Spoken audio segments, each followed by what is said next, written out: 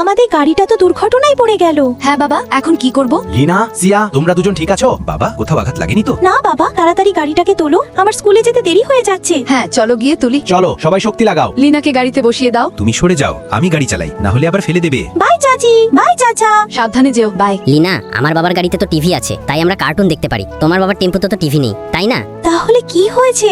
আজকালকার বাচ্চারাও না।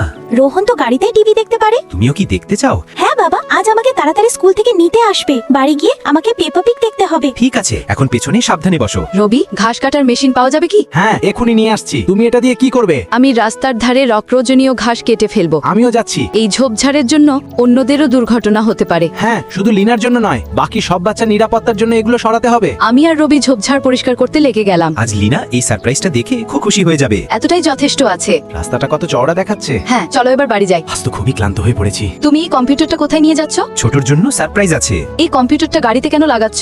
যাতে আমার লিনাও অন্য বাচ্চাদের মতো গাড়িতেই টিভি দেখতে পারে। ভাবিনি তোমার কাছেও হৃদয় আছে। নিজের মেয়ের জন্য এতটুকু তো করতেই পারি। লিনা, এখানে বাবা, চলো তোমাকে তোমার সারপ্রাইজ দেখাই। ধন্যবাদ বাবা। এই টিভিটা আমি বিশেষ করে আমার ছোট্টর জন্য লাগিয়েছি।